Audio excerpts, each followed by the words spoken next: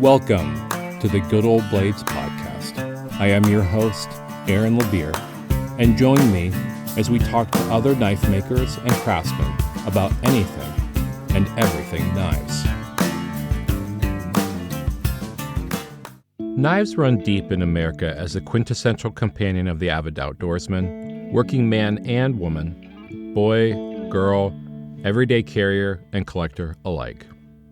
In the early 70s, the emergence of the Knifemakers Guild and American Bladesmith Society captured a boom of handmade knife makers in America, and with it came the American Blade magazine, edited by Blackie Collins.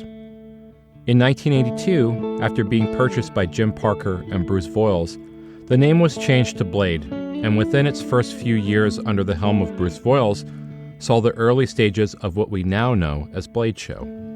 Additionally, Blade established a Cutlery Hall of Fame to honor living knife makers for their extraordinary contributions to the craft. Prior to its sale in 1994, Steve Shackleford was the editor of Blade magazine and has maintained that position for over 30 years.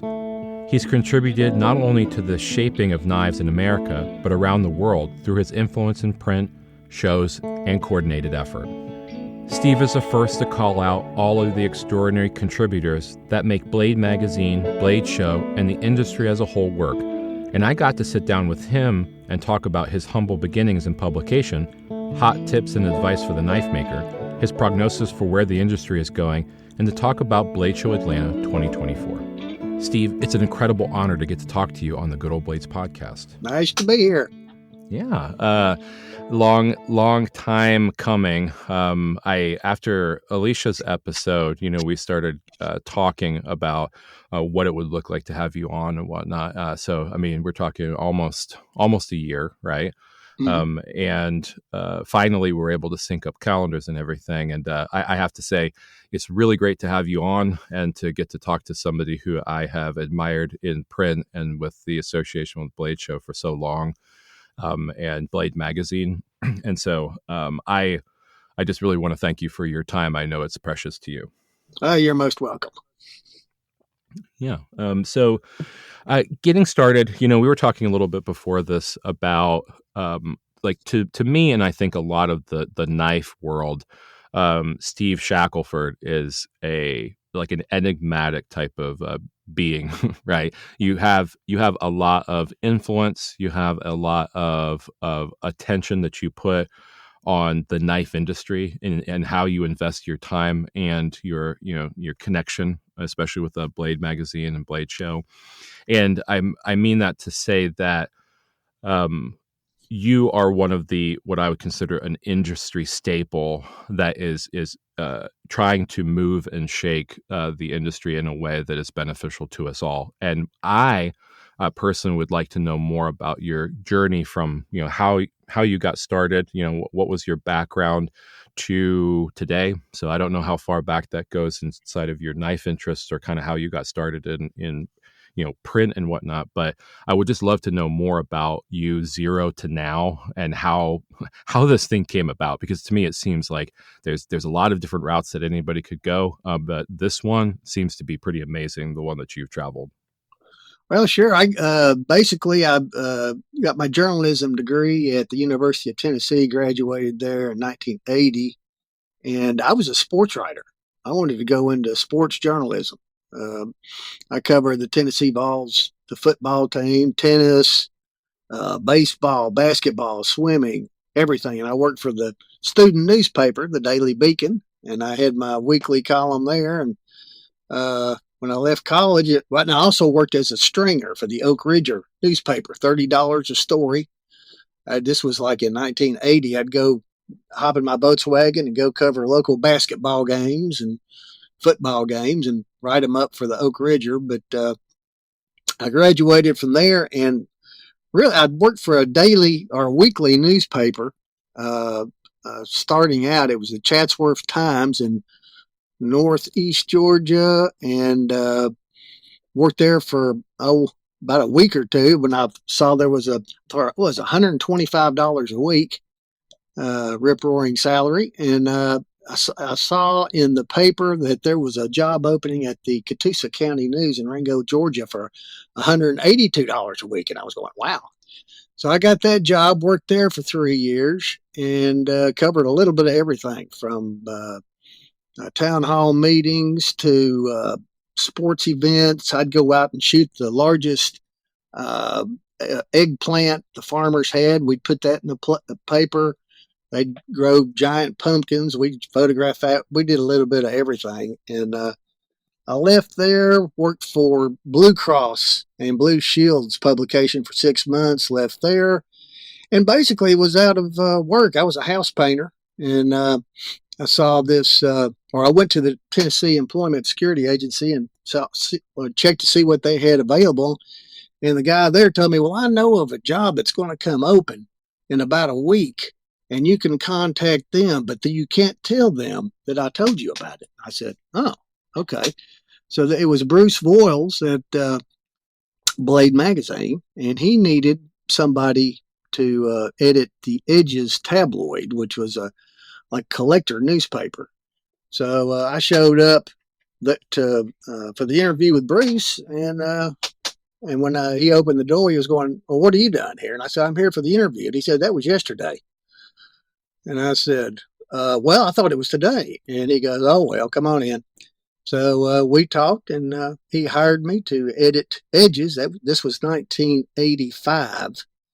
And of course, I would also work on Blade and or edit stories, write stories. I also sold ads. But it kind of just took off from there. He made me managing editor of Edges, and then I became managing editor of Blade. I believe it was in 1991. And, we were doing the Blade Show all along that stretch. I went to my first Blade Show in 1986, or I'm sorry, 86. And, been going ever since. Bruce sold the magazine to Krause Publications in Wisconsin, or of Wisconsin, in 1994. And he told them if they didn't keep me as editor, the magazine wouldn't work. They wanted me to move up to Wisconsin, but I didn't want to. So they let me work out of the house, and I've been working out of the house since 1994. That's pretty pioneering, right? In the sense that work from home is kind of like a lot of newer concept for the majority of America, but you were like, that's definitely an easier gig, right? I mean, I can understand not wanting to move, especially with a publication purchase and whatnot. So, it's definitely cool to have that kind of latitude with being able to move around the country. Yeah, they were very accommodating and told me that, you can do it from your place. You'll just have to be disciplined enough to do it. So, I just got up every morning, brushed my teeth, came into my office at 8:30, stayed till 5:30, done it that way every day pretty much since then. And I don't have any problem, disciplining myself to do this. It's a job. There are deadlines. That's what's really good about publications. You've got deadlines. It drives you. So you've always got a goal. And that's very important for me anyhow. If I didn't have a deadline, I don't know how good a worker I would be. Yeah, that makes sense. With because Blade magazine has had several different owners over your tenure. How do you feel like those early days with after Bruce had sold the magazine and everything, and you working there, and then subsequent acquisitions, how the consistency has been in ownership? Like, have you had a lot of autonomy, or is that something that you've been leading the magazine? Like, what level of involvement have you been able to have in the decision making as an editor from owner to owner? They pretty much have let me do pretty much what I want ever since. They don't really give me that many requirements other than meeting deadlines. I do all the editorial. I create the editorial calendars. I write stories. I edit all the stories. I write all the captions. I do all the headlines, the cover blurbs.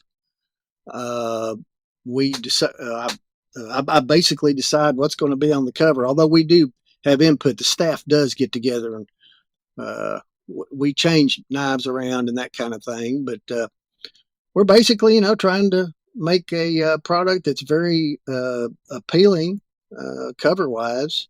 And of course, we've been on newsstands since 1986. So but I have had a lot of uh, uh, liberty in making decisions, and I really enjoy doing it that way. Yeah. Well, I mean, I can see that too. I mean, as soon as I got into knives, well, actually, before I was really making knives as a quasi job, Blade magazine and Knife magazine were like the two that I really were looking for industry knowledge and kind of to see what trends and things like that were. But in addition with editing the magazine and everything itself, you'd had also done the Blade's Guide to Knives and Values and had other book publications as well, correct? Yes, I've written. Let's see, we did the Bill Moran book, "Forever a Legend." The ABS Jay Hendrickson and company, they hired me to do that.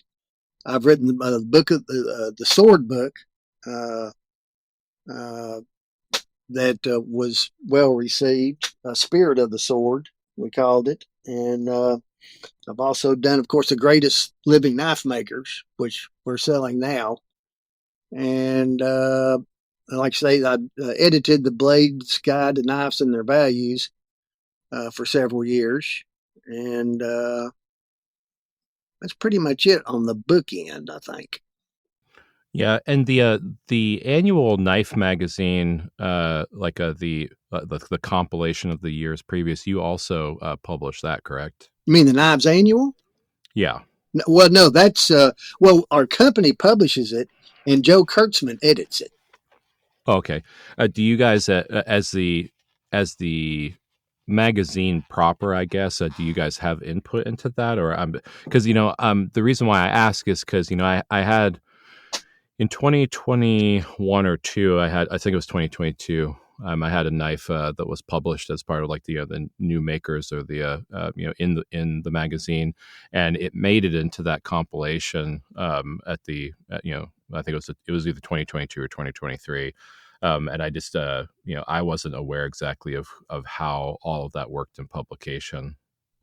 Joe pretty much determines everything that goes in the book. Now, Jim Schlender, our publisher, he will get with Joe and try to fine tune things and uh,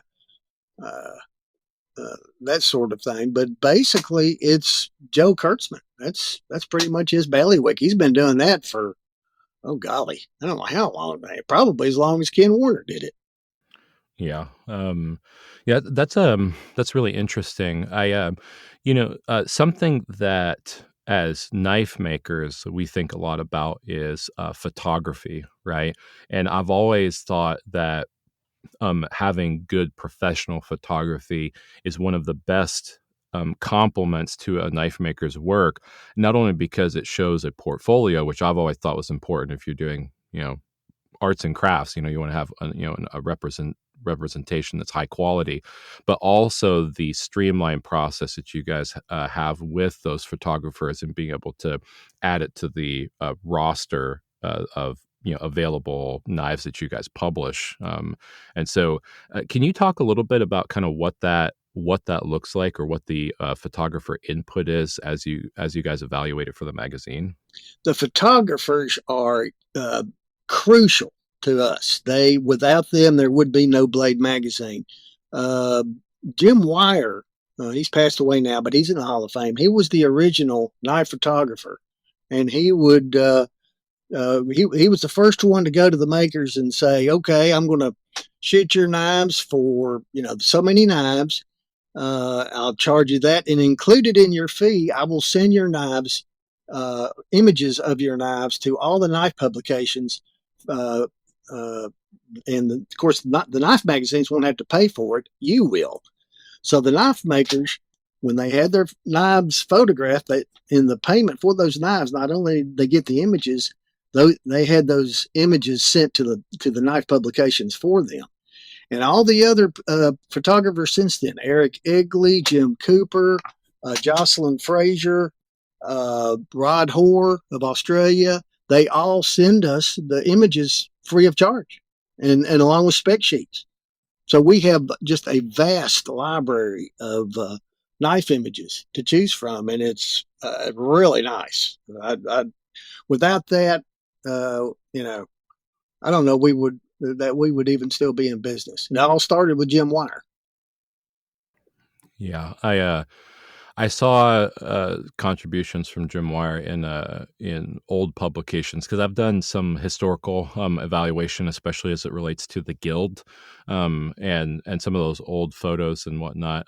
Very very pioneering mind in having them in full color options and things like that. So it's interesting to me how photography and the art of displaying knives has changed over time because I saw some the motif like setting up the knives in uh, um, like framing the knives and setting them up with different backdrops and features like guns or other accoutrements, right? Mm-hmm.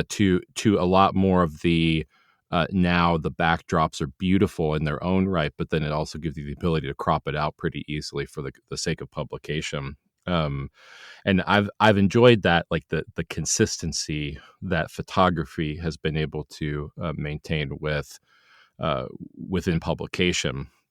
I've also noticed that there's a fewer, I guess, newer knife makers or newer photographers inside of the context of knives that have cropped up too. Because when I got into it, it was like you send everything to Jim because Jim is like the best of the best. But I've actually been interested to see that there's a phenomenal roster of great knife makers, photographers that have cropped up too. Now, are you talking about the knife makers who photograph their knives? No. I mean the photographers themselves. Oh, yeah. Yeah. Like for instance, I guess Cohen. I haven't seen like a lot of his work previous to the last few years, I guess. But I've seen a lot more of his work being like showing up in print, like his He is. photography. Mitch is a fantastic photographer. We use him. He kind of specializes. He'll send us stuff every once in a while, and but he's not as prolific as the others. But he's excellent, and he will be at the Bladeshow. Speaking of, he'll have a set up there, and anytime he wants, uh, offers his knife, his images to us. Well, 9 times out of 10, we're going to use them one way or another. So yeah, he is another great example of a great photographer.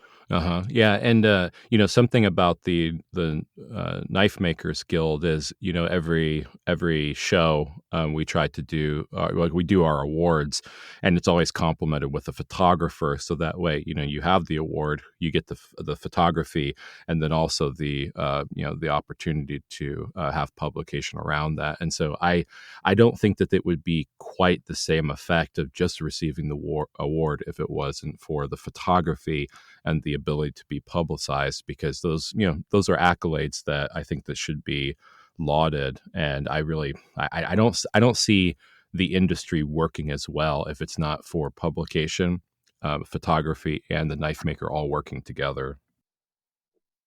I think that's right. There is a lot of cooperation across all parts of the industry. Everybody understands the importance of the photographs, and of course, all you got to do is look at social media for that. But it's just such a crucial part, and I think it really helps the makers too because they can see the other makers' work. They can see the different angles of the knives. They know what the dimensions of the knives are. That's one of the things we always get from knife makers. I say always be sure to put the overall length of the knife in there because they're trying to figure out exactly if they want to reproduce something similar, they want to know the exact dimensions, and so we do that. But We always try to give proper attribution too, because we know these photographers, uh, uh, they appreciate that, and it lets people know exactly who these guys are and the great work that they're doing. Yeah, I totally agree. How like speaking of social media, how do you feel since the proliferation of social media that has affected the industry of publication and also what we're talking about with the proliferation of photography and the knife maker outside of the context of like shows and magazines? Well, one thing it's done is it's the news function of knife magazines is pretty much meaningless now because we can't really put out something that's uh, you know news. It's already been on social media for weeks, days, if not weeks before we can publish. So it has changed us in that regard. We go more now for features, how tos, historical stuff, and that kind of thing. So, but it's still we're still able to do things that I think it's you just can't see on social media. Just like our spreads when we can get the latest knives that come in, and we can do like a 6-7 page spread on all these knives in one spot. That I don't know the ability to show what's new and have people be able to just stay there, look at it, have it in their hands. We still have an advantage in that regard, but it's getting tougher all the time. Yeah, I'm genuinely distrustful of social media, and it's probably because I love print so much. But I realize I know very little about print, like other than the fact that I have a magazine in my hand.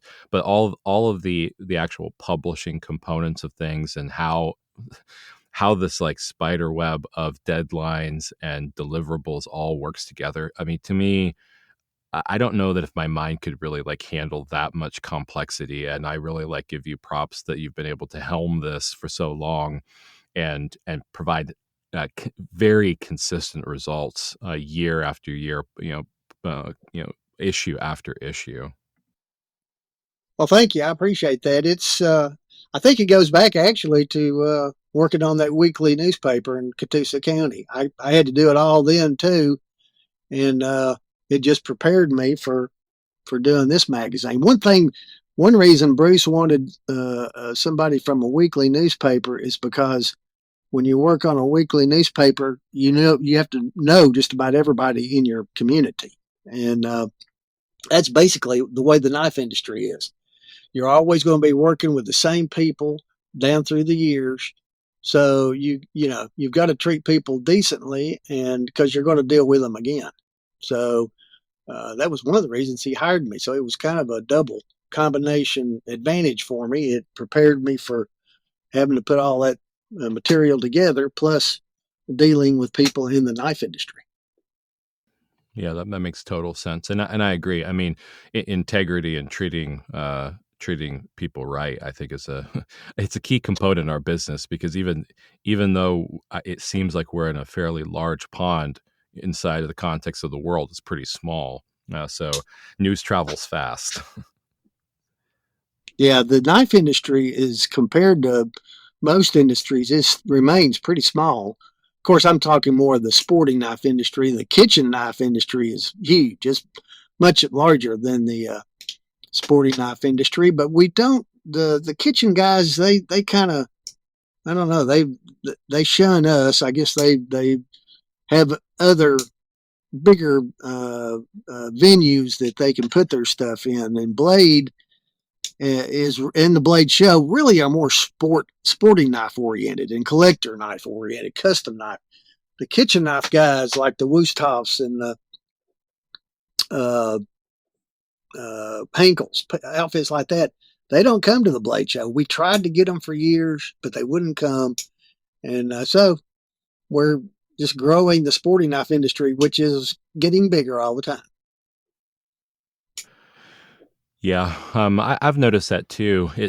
But I also think, observationally, that it is good for the custom maker inside of cutlery or the artisan maker in cutlery because these larger, factories, and manufacturers of cutlery are not occupying so much of that space. It seems like the custom maker and the artist or art knife maker in the context of cutlery has a little bit more room to shine and get exposure into those things.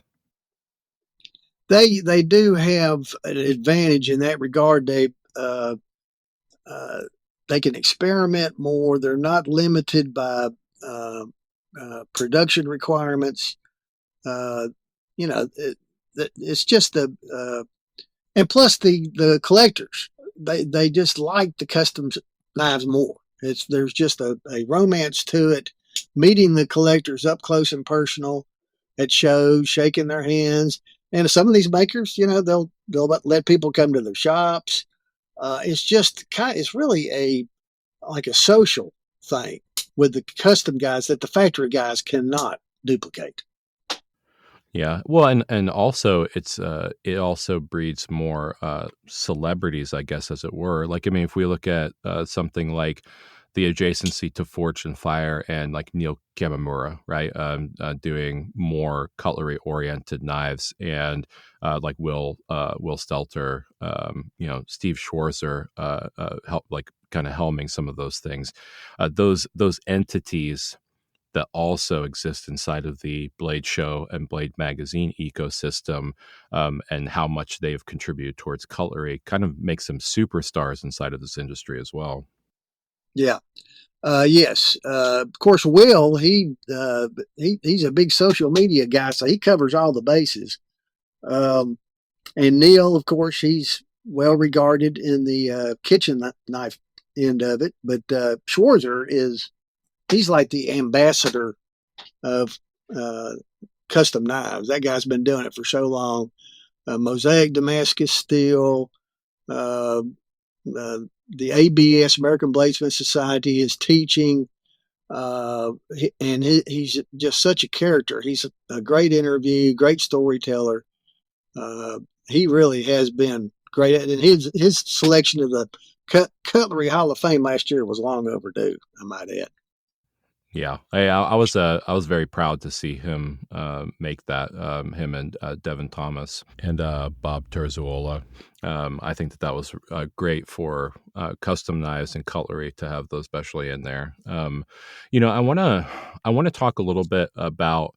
We talked about your history inside of getting into the knife industry, but was there anything that, like, other than the job being the job, that made you think that knives was the way to go? Not really. I'd always liked knives, all boys like knives. I mean, I had my little 4 blade Camillus camp knife. I bought a number of those when I was a kid. I'd lose one, just buy another one. All boys like knives, but I never had any real uh, desire or inclination to get into writing about knives. I never even thought about it. And but I figured, I could write, and I like knives. And when I talked to Bruce, he seemed to think I had the background working with a weekly newspaper, that it would work. And I was tired of painting houses, so there you have it. I was ready to try it out, and it just it. I learned about knives over the years. Like Bruce says, you learn about knives if you work in them by osmosis. You just over time you don't realize how much knowledge you're accumulating. But then all of a sudden, these words start coming to you naturally, and you get to meet all these neat people. I've met so many fantastic people over the years: Bill Moran, Bob Lovelace, oh God, George Heron, uh, just the number of people, Sal Glesser, uh, Chuck Buck. Uh, I just, I cannot tell you what a how satisfying it has been to meet these people and work with them. And I've really been blessed.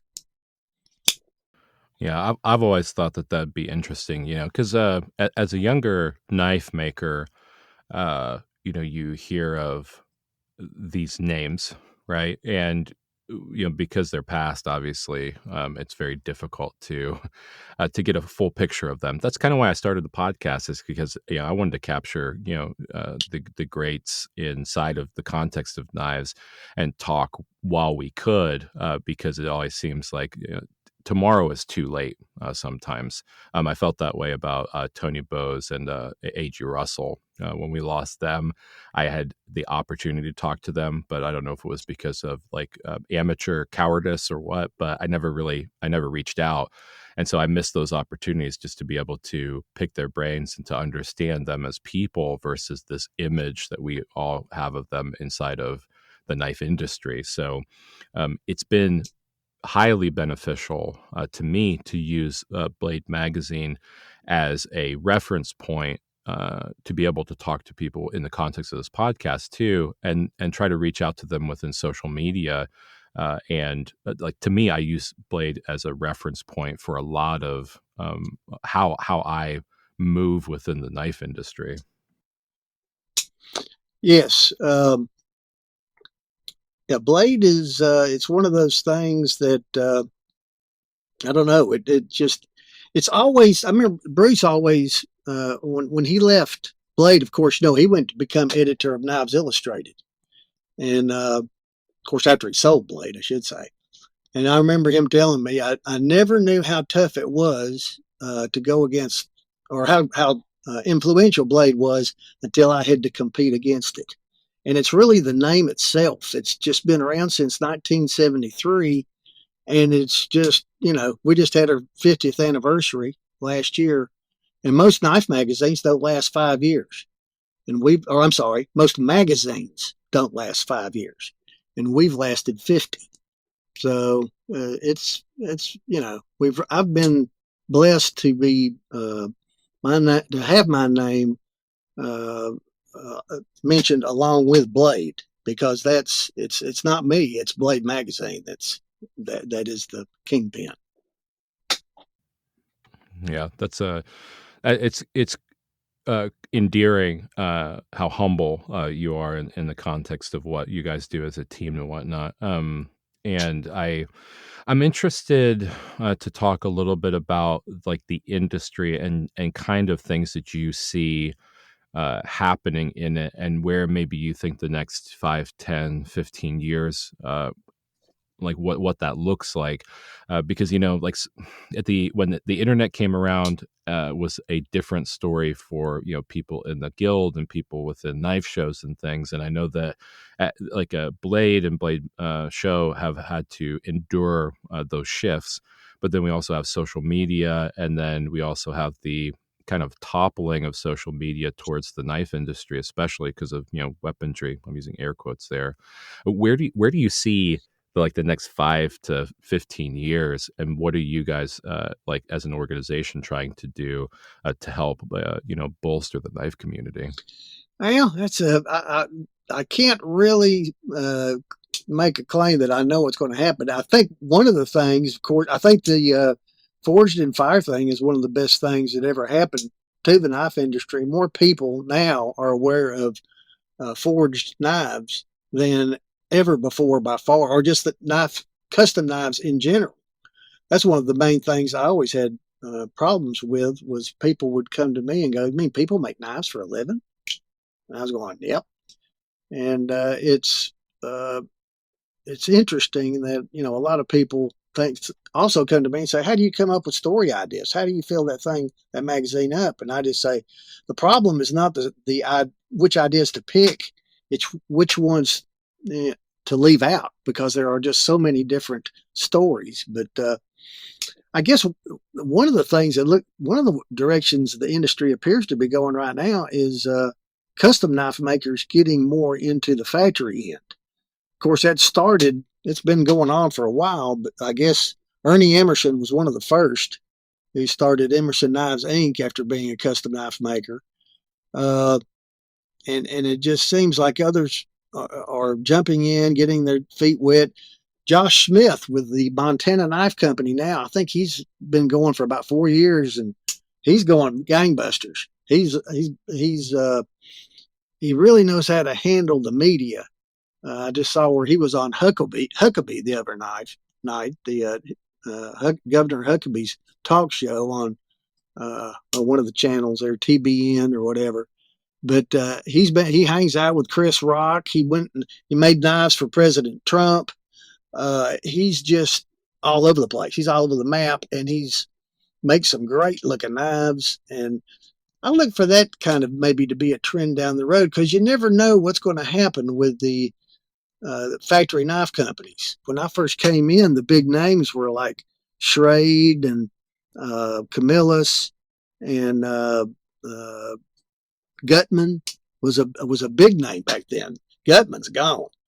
Schrade and Camillus both went out of business. Their names were, the rights to their names were bought by other companies. But the original Schrade and Camillus, which started out, they went out of business. And Schrade was making, at one time, I think it was like 100,000 knives. I don't know if it's a week or a day or whatever, but it was some unbelievable number. And so knife companies are going to kind of come and go. So it's going to be interesting to see what's going to replace them. And I think outfits like Josh with Montana Knife Company that's one of the ways the future of the industry is headed. So, but I think forged knives are going to continue to be hot. High-tech knives, tactical knives kind of seem to come and go, but they never go away. They always come back. So they'll be around. I don't know. It'll be interesting to see where the publications go, because I don't know if, some publications are going straight digital, and right now we're staying print, but that could change too. You don't know what's going to happen down the road in that regard either. So it's wide open, and the future is really promising, and I look forward to it. Yeah, something that I thought about when you were talking about Josh Smith. I mean, the finger that he has on the pulse of the industry, and how he can supply that with these, what I would really consider kind of semi-production, right? I mean, he has a great team of people that all believe in the same goal of quality and efficiency, and he's really being disruptive in that small production type of realm. But what I also think about is the grandfather's knife, like the slip joint, I think has seen a resurgence, because I was looking back through. I bought every 5 years of the knife publication to see kind of what the trends were like in a bunch of different mediums, and slip joints back in the 80s seemed to be mostly made by a few makers. Consistently, there's some people that rose to prominence in publication and fell off and are no longer makers, but the slip joint resurgence and the popularity with like GEC and other manufacturers, and then also the custom world, seems to be a really hot thing right now. It has been actually for quite some time. Of course, the South Texas slip joint cartel, headed by Bill Ruppel, has had a massive influence on it. Tony Bose, of course, he influenced Ruppel, and now Ruppel is influencing his guys in the South Texas slip joint cartel. Bubba Crouch, Toby Hill, Tom Ploppert, just some outstanding knife makers. So the slip joints have been hot. There are others outside the South Texas slip joint cartel. Jim Dunlap. There's any number of outstanding slip joint makers. Evan Nicolaides. I don't think I'm pronouncing his. In fact, I saw where you interviewed him on here not too long ago. Yeah, Nicolaides. Yeah. He makes a fantastic slip joint. Oh my God, he's won several awards at our blade shows at Texas and Atlanta too, I think. Luke Swenson is another member of the South Texas Slip Joint Cartel. I saw where you interviewed him. Yeah, Tim Robertson. Yes. Sure, Yeah. he's on my short list Yeah. too. Tim Robertson, he's going to be doing a seminar for us at Blade University on how to make a lockback whittler, which I'm going to sit in on that one myself. But yeah, slip joints are hot, have been hot for some time. So I don't see them cooling off anytime soon either. Chef's knives have been hot. Uh, oh God, of course the forged knives, mosaic Damascus, it's everywhere on knives.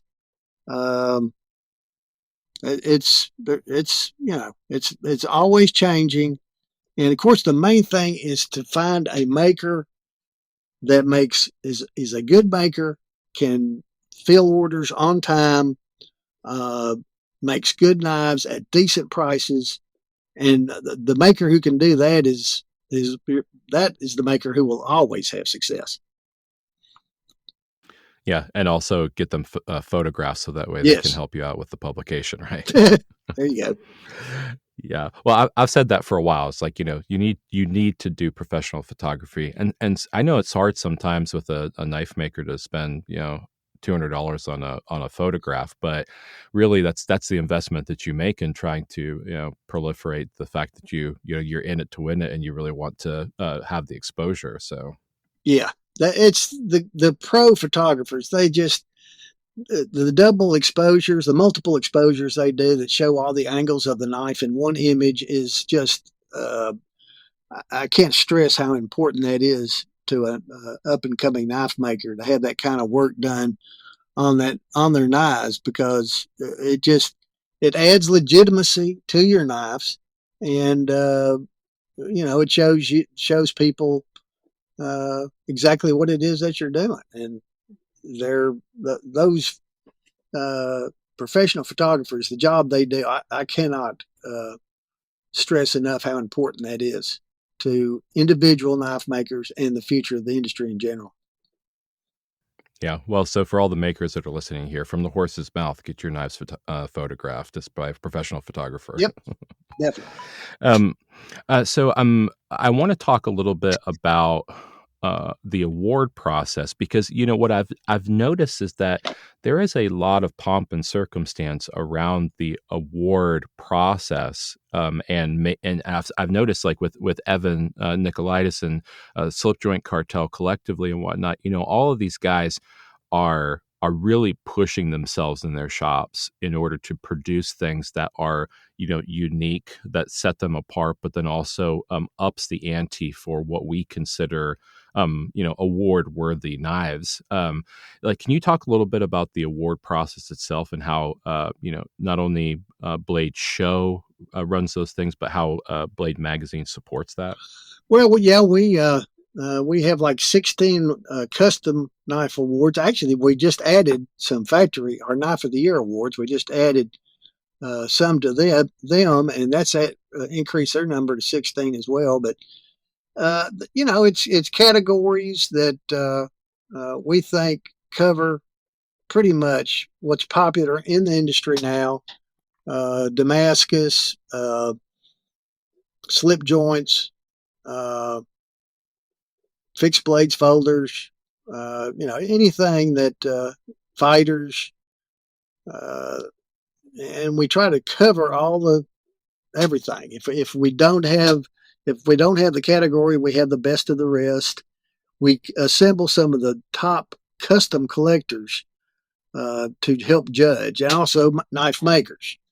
We've had knife makers, Jared Oser, Jim Rodeball, and other knife makers. Les Robertson, custom knife purveyor, he's helped us judge in the past. He's an excellent judge.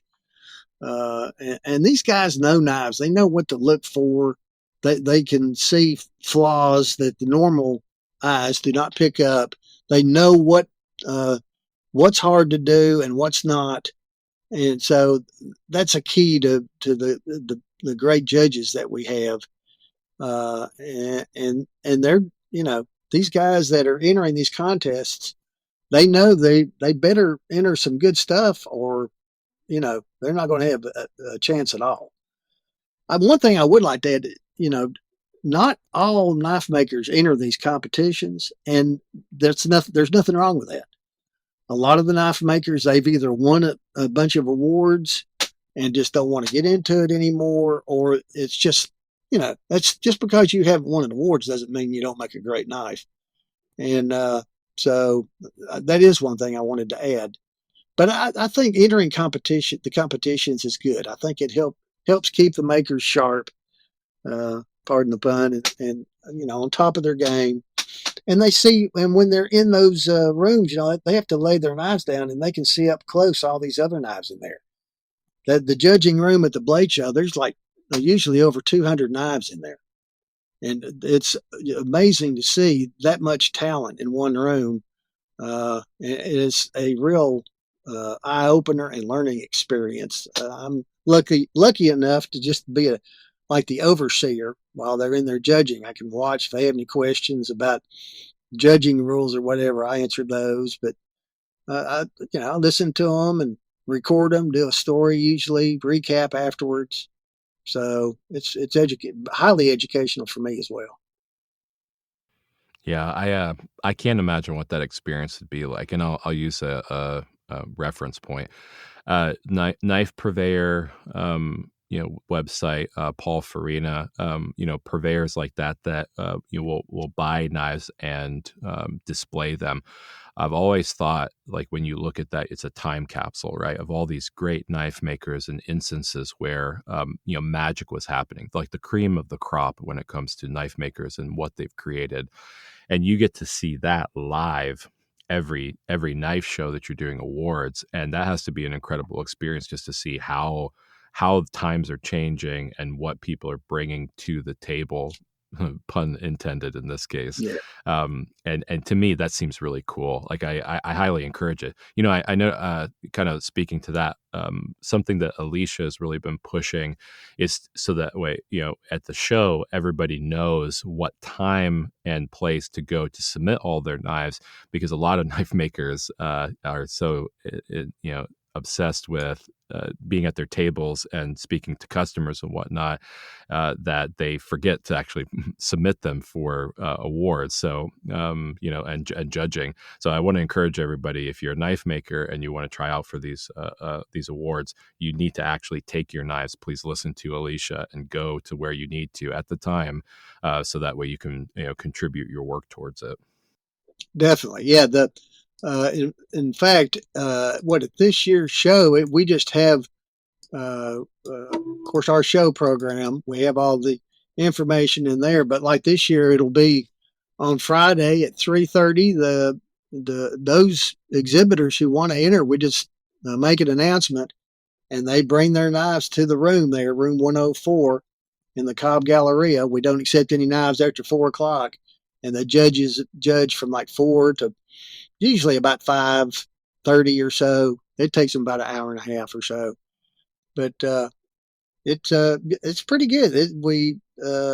Most of the makers don't have a problem with getting it there on time.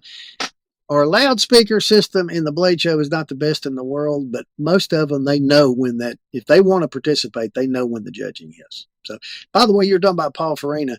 If anybody goes to the Bladeshow and Paul is set up there, and I'm pretty sure he is, go to his table and check out the knives. You talk about an all-star Hall of Fame array of custom knives. I looked at his stuff at the Texas show, and it was totally awesome. Ron Lake, Jim Schmidt, Buster Warinsky, and other makers that people may not know as that well, but are excellent, like Barry Davis and some others that it was really fascinating to look at the quality of the knives he has in his collection. Yeah, and I got to talk with him a few times. I think the lady that he works with is Ashley. I can't remember exactly, but she does a lot of the procurement and stuff too.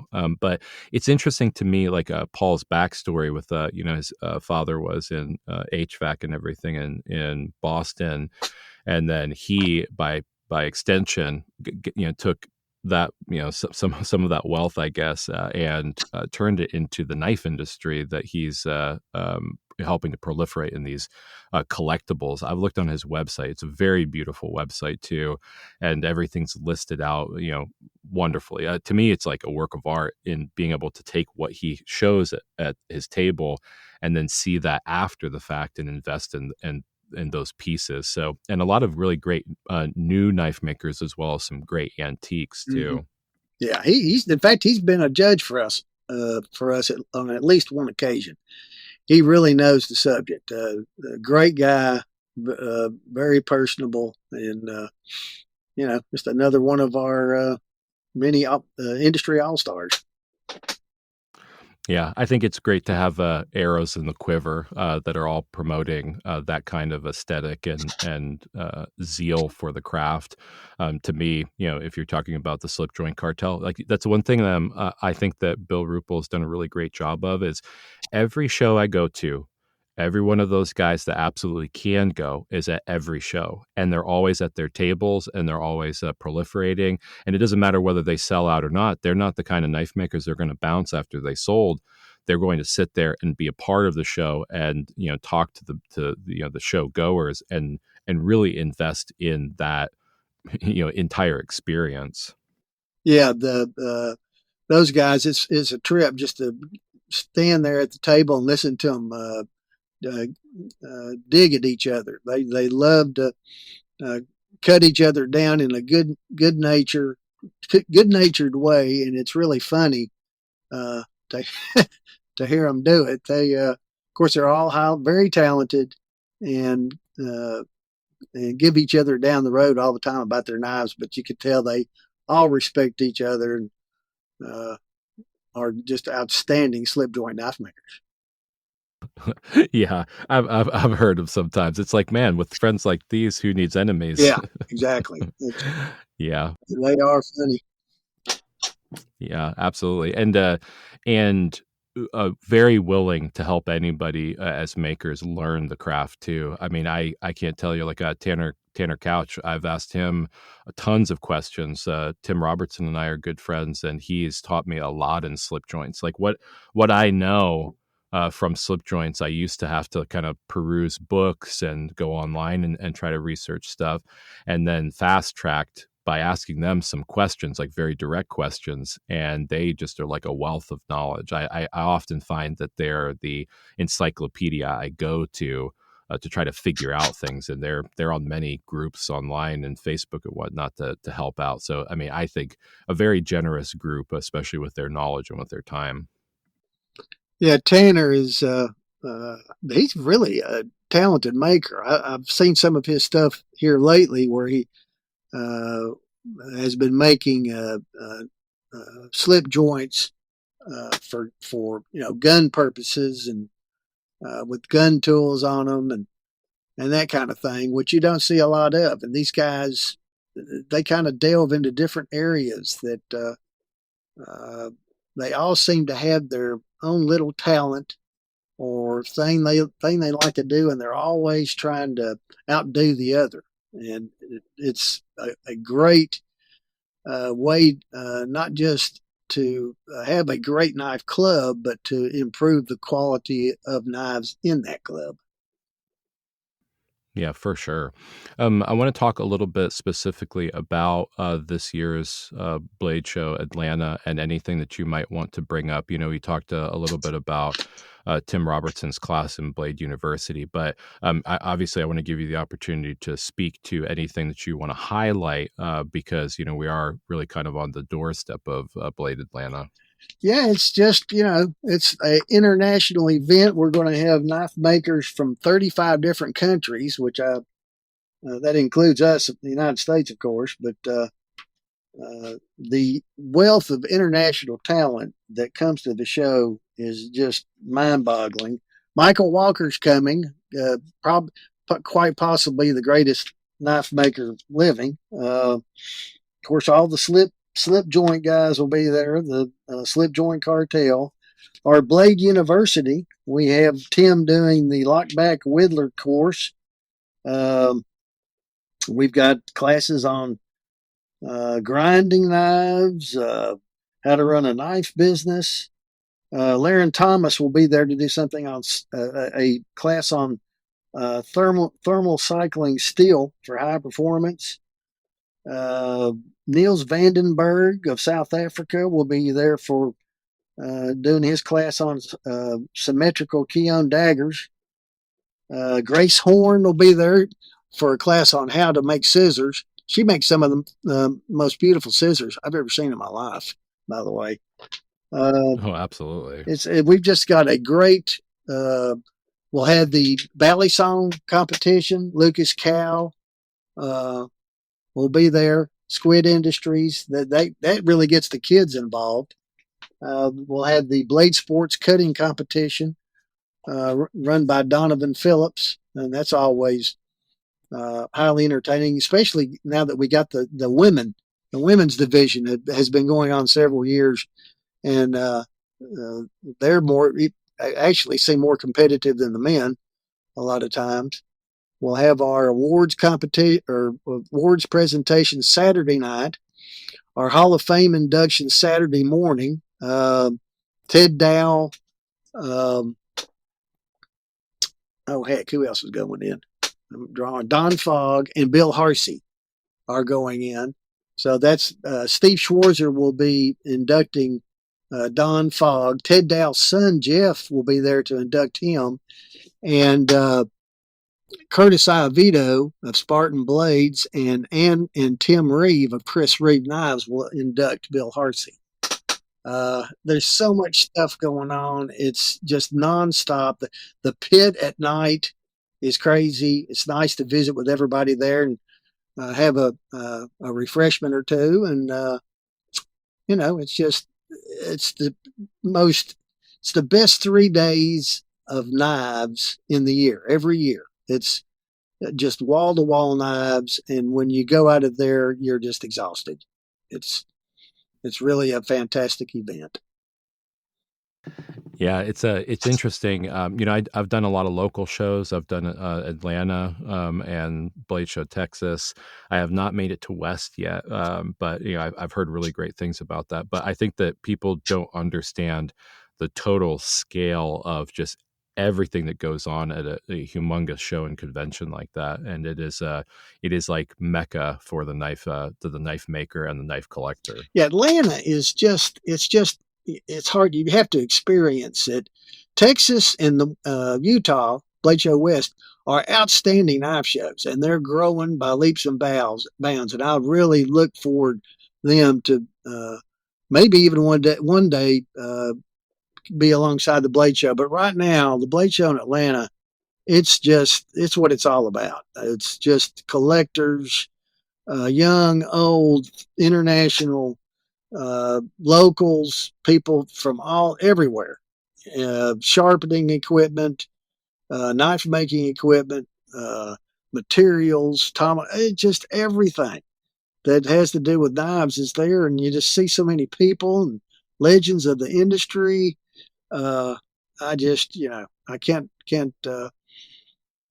Of course, one person that won't be there this year that I'm going to miss is Joy Slaturi of Spyderco. She was their PR director. She's been a rock of the industry for decades, and she's retiring, and she won't be there. Her last day is June 1st.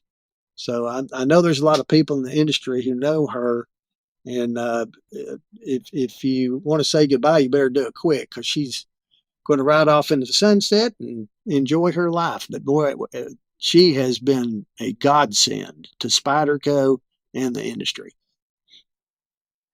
Yeah, that's all really incredible.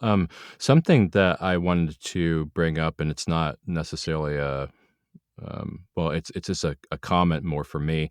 There are times like I have a child who's was born with a congenital heart defect, had a heart transplant, right? And sometimes I can't actually make it to the shows.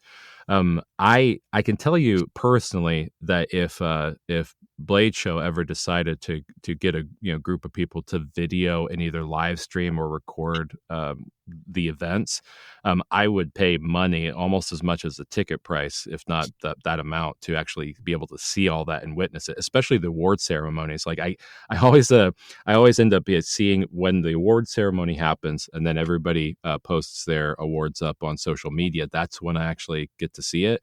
But if you guys ever think about that, I would love to be included when I can't go, because I have to, be homebound of sorts, to be able to experience that as well. I mean, it's something that I always look forward to seeing after the fact if I can't go. And I always try to make Texas because it's right down the road from us. But, it's a wonderful celebration of knives. And I appreciate you being the person who ties all these people together and really encourages and espouses it.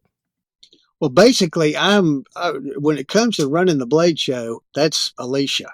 She is the one who does the work. All I do is I help with the seminars and come up with some ideas for Blade University. My main job is promoting the show beforehand, through Blade, and afterwards, really throughout the year. We pretty much, that's what one of the main functions of Blade Magazine is, to promote our shows and keep them in the public eye year round. So people are always thinking about them and talking about them. But when it comes to setting that show up, the massive job of arranging the tables and everything, that's Alicia Newton. So a lot of people come up to me and go, they think I run the Blade Show. Nothing could be further from the truth. I run Blade Magazine, but not the Blade Show. So that's Alicia. Yeah. I think if anybody's interested, last late August, early September, I'd interviewed Alicia and really learned to appreciate just how involved she is and how much she does. I mean, she's really like a Wonder Woman inside of Bladeshow. So if anybody ever gives her guff, be kind to Alicia, because she really is she's really the one that is trying just her hardest to make everybody happy, and she deserves an award each year officially, just for all the headache that she puts up with from all of us. Hear, hear. Well, Steve, it's an incredible honor to get to talk to you. I really appreciate you taking the time out of your busy schedule, and it's an honor to work with you and be able to promote all of your work and everything. I hope that we have the opportunity to maybe talk a little bit more sometime about the contents of Greatest Living Knifemakers and things. But if for anybody who has not picked up Steve's book on the Greatest Living Knifemakers, I got it, and when I have the opportunity at shows, I will have those who are still with us sign it for me. So it's kind of like my little autograph book, as well as being able to just learn about some phenomenal knife makers. I've talked to some people who are doing that. Is a good idea to get them all to, I think the only one who passed away, Tony Bose, passed away just before we were going to press. We considered pulling him out of it, but at the same time we were going, this guy was too great. This would be an ultimate honor to keep him in it. So the rest of them are still alive. So, but yeah, that's a great thing. But I want to thank you for having me on, and what you do is a great thing. I've looked at your lineup of the people you've interviewed, and this kind of service is great. Talking to old coots like me that have been around is, it's a good thing to do, to get that stuff on, to get it recorded before we're gone. And my hat's off to you, Aaron, for doing this. Yeah, well, it is my pleasure, and it's an honor. Like I don't look at that as a job. I really look at it as a duty to try to help record people's stories and their lives and knives and knife adjacency. And you're one of those people. I always think about you when I think about what I'm doing, and it's it really is great to be able to talk to you. Well, same here. And are you going to be able to come to the Blade Show? Not this year. I'm hoping to shoot for next year, but I'll be at Bladeshow, Texas for sure. Oh, cool. Well, it's June 7 through 9, everybody. Cobb Galleria Center, Atlanta, Georgia. Come on down and enjoy the sharpest 3 days of the year. You heard it from the man himself. Well, thanks, Steve. Thank you, Aaron. Thank you for listening to another episode of the Good Old Blades podcast. Remember that you are loved, and God bless.